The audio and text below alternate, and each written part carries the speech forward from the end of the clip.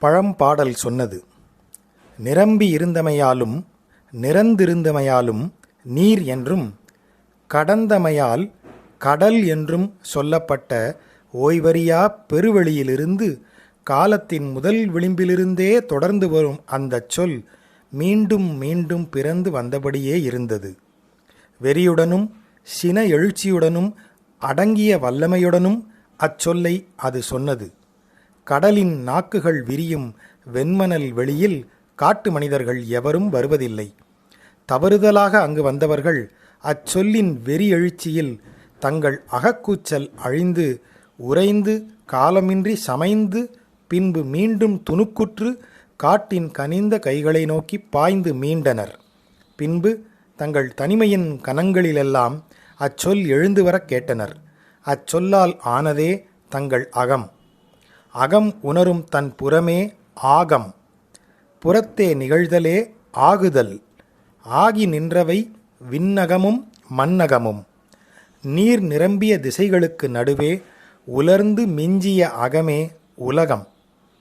எதிலும் இருந்தது அகம். ஒவ்வொன்றும் முளைவிட நிலமாக அமைந்த ஒன்றுமின்மை. முன்பு ஒரு மூதாதை கடலின் சொல்லை புரிந்து கொண்டான். எல்லா வேர்களையும் அறுத்து வந்து கடலின் கடுமையை நோக்கி நின்றவன். மார்பில் மோதும் தென் திசையின் எடையை தாங்கியவன். ஆ என்று காலப் பசிகொண்டு வாய் திறந்து வரும் அலை நாமடக்கி பெருவெளியில் ஒரு மிடரை விழுங்கித் திரும்பியது. அதை அவன் ஆழம் என்று அறிந்தான். ஆழமேயான ஆழி அலைகளால் தன்னை மறைத்த பேரமைதி. அதன் விளிம்புகள் ஊழி என பெயர் கொண்டன. ஊழிவரை நீள்வது ஊழின் அந்நடனம். கடல் கண்டவனே வானைக் கண்டவன். தன்னை சிறுதுளி என சிறுத்தறிந்து குள்ளனான முதல் மூதாதை பின்பு அக எழுச்சி பெருகி பேருரு கொண்டு கால் தூக்கினான். ஒரு காலால் கடலையும் மறு காலால் வானையும் அவன் அளந்தான் என்றன பாடல்கள். பரந்த ஆழமென பாழ் இரு பெருவெளியையும் ஒரு துளியெனத் தன்னில் அடக்கி நின்றது. பாழ் கண்டவன் விசும்பே உடலென விரிந்தகன்றான்.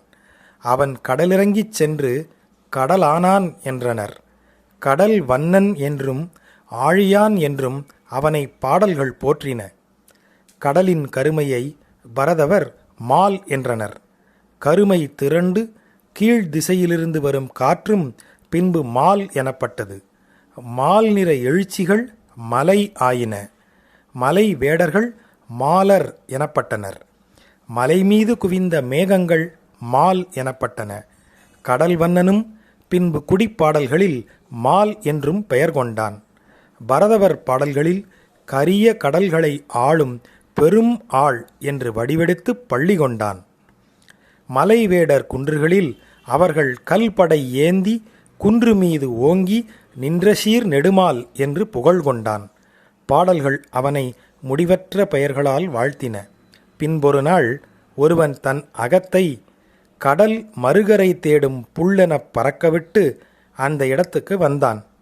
மண்ணில் உள்ள எல்லா பெயர்களும் பெயரற்றவனின் பெயர்களே என்று அறிந்து கொண்டான்.